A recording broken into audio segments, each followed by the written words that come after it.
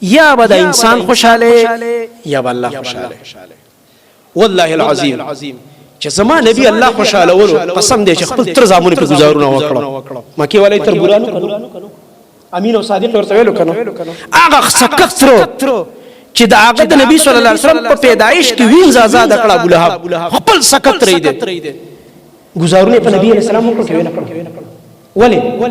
تر خوشاله کړه وای کنه نه الله خوشاله ونه بس هم قطر په گزارونه او چا چې د نبی علیہ السلام په پیدایش کې خوشحالي کړه مونږ ته خلک مړه د تشدد کوي مړه پرې د مړه سرت کوي سي خلک خفقيږي ولی مونږ به خلکو خوشاله ورو خبرې کوو ها ا دې عمرې سے خبره وي دا امام د جمعه چې دا ګرد خندا کې ټول خلک خوشاله ټول ته خالي چې یو کسره خپنش ځکه چې زکات ته پته ما دي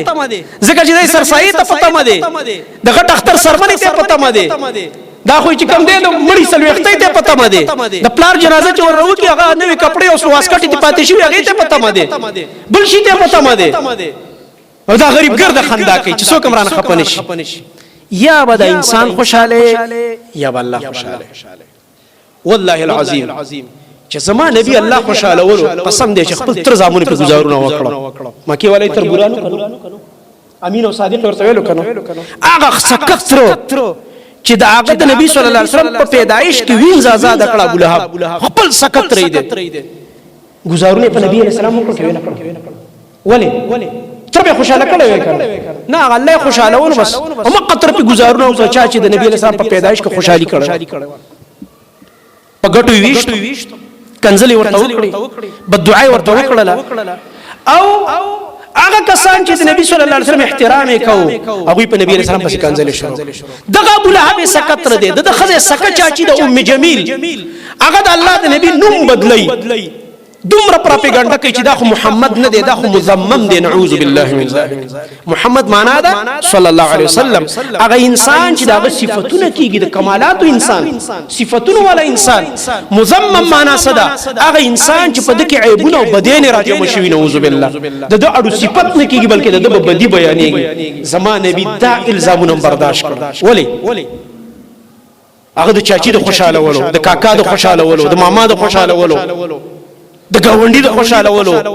د ابو جهل سردار سیبو د لیډر سیبو د چودري سیب د خوشاله ولو د دې فکر یې ونه کړ بلکې دا فکر یې وکړ چې ما ته زما الله سوي چې یا ایها الرسول بلغ ما انزل اليك من ربك وان لم تفعل فما بلغت رسالته ما ته زما الله حکم کړی دی اے نبی ورسوه هغه چې الله درته نازلای او کو دې نه رسول زما پیغام دی ادا نه کړلو ذمہواری دی ادا نه کړ زما الله ته بیا سوي هغه الله ما ته وایي چې قم یا ایها المدثر قم فانذر وربك فكبر وثيابك فطهر والرجز فاهجر ولا تمنن تستكثر ولربك فاصبر دا حکمونه د نبی صلی الله علیه وسلم ته متوجي اے په شړې کې ځان غختون کیا بس نور د شړې کې ځان تاولو ټیم ختم شو د آرام ټیم ختم شو قم پاسېګا ودرېګا میدان کې زما خوګ نبی سچالو کا فانذر خلق له ير ورته دعوت وکا یا الله صد دعوت وکم زما دعوت کې بغټه خبره سي وي وربك فكبر دا الله لوی به بیانې د مخلوق لوی به د دې مکه د مشرکانو په ځړ کې د هوبل شهید لوی ناسته ده دغه دربار د عزا ابید دربار لوی پکې ناسته ده دغه رنګه د منات او د لات سخی سیب لوی پړ کې ناسته ده لکه زموږ د خلکو په ځړونو کې د قبر والا لوی نه ناشته د الله لوی په بدل لګيږي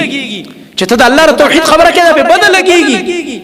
او چې دا وی چې پلانې بابا او پلانې بابا خو خدا چل کړ وي زبردست او ډیر باندې